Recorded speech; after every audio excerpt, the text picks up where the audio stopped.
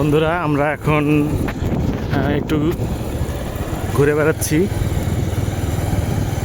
এই রামসাগরের চারিদিক দিয়ে এরকম রাস্তা আছে, দেখতে পাচ্ছেন আমার সামনে যে রাস্তাটি।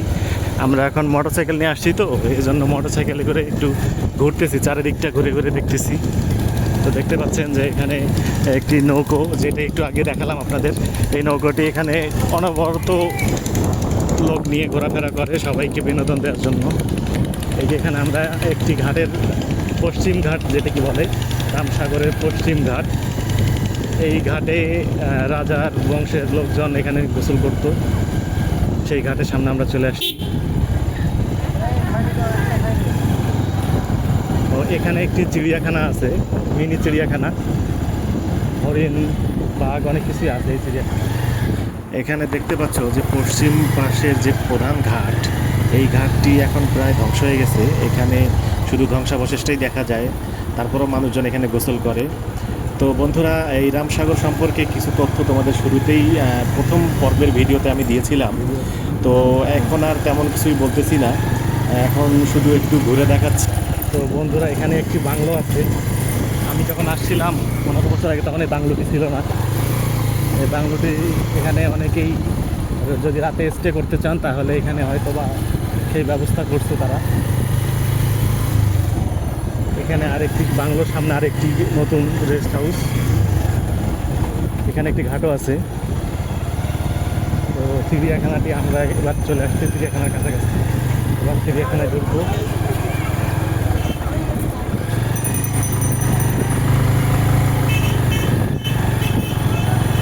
চিড়িয়াখানা মোটরসাইকেলে ঢুকতে পারবো না। এই যে এখানে দেখতে পাচ্ছেন যে চিড়িয়াখানা, এখানে কিছু হরিণ আছে। বন্ধুরা, যদি একটু চেষ্টা করি দেখানোর আপনাদেরকে সেই হরিণগুলো, এই যে দেখেন এখানে কয়েকটি হরিণ আছে। এখানে তো একদম ছোট চিড়িয়াখানা, এটা আসলে চিড়িয়াখানা বলা যায় না। এখানে আসলে তারা রাখছে সৌন্দর্য বর্ধনের জন্য, যেহেতু এটা দিনাজপুরের ইকো পার্ক হিসেবে পরিচিত, তাই এখানে রাখছে হরিণগুলো আর কি সৌন্দর্য বৃদ্ধি করার জন্য। পর্যটক আসলে আসলে আর কি একটা ভালো লাগা কাজ করে। তো আমরা চিড়িয়াখানা থেকে বেরিয়ে একটু সামনে এসেছি, এখানে দেখতে পাচ্ছি যে অনেকে গোসল করতেছে। এখন ঠিক দুপুরবেলা, তাই অনেকে গোসল করতেছে। আর মনে হচ্ছে দেখে যে পানিটা অনেক ঠান্ডা, এবং কি গোসল করে তারা খুব আনন্দ পাচ্ছে। এই জায়গাটাই একটু গাছ কম, তো আমরা এখান থেকে বেশ অনেকটা ফাঁকা জায়গা দেখতে পাচ্ছি। এমনকি রামসাগরটি খুব সুন্দর দেখাচ্ছে এখান থেকে, বেশ পরিষ্কার, এমনকি পানির দৈর্ঘ্য অনেকটা দেখা যাচ্ছে। তো এরকম পাড় দিয়ে চারিদিকে এরকম বসার কিছু জায়গা আছে, যেখানে দেখতে পাচ্ছেন যে একটি বসার জায়গা। এখানে বসে গল্প করতেছে, প্রকৃতি দেখতেছে।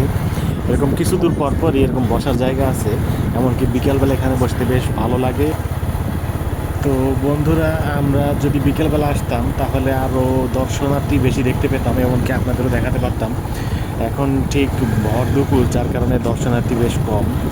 তো তোমরা যারা এখনও রামসাগর আসনি, অবশ্যই রামসাগর এসো, এখানে অনেক ভালো লাগবে। আসলে ঠিক 2-3টার পর তোমরা আসতে পারো, তাহলে অনেক পর্যটনের সাথে দেখা হবে, এমনকি মানুষ বেশি থাকলে তখন অনেক ভালো লাগে। আর বিকেলবেলাটা এমনিতেই প্রকৃতি দেখতে বেশ মানে সবারই ভালো লাগে। তো যারা যারা আমার চ্যানেলে নতুন, অবশ্যই চ্যানেলটি সাবস্ক্রাইব করে দিও। আর পরবর্তী ভিডিও পাওয়ার জন্য অবশ্যই বেল আইকনে ক্লিক করে রেখো, আর লাইক, কমেন্ট, শেয়ার করতে ভুলো না। তো এখানে দেখতে পাচ্ছ যে অনেকেই গাড়ি নিয়ে ঘুরতেছে, ঠিক আমার মতো। আমি যেমন বাইক নিয়ে আসছি, এরকম অনেকে বাইক, প্রাইভেট কার, এমনকি সিএনজি অটো নিয়েও আসছে।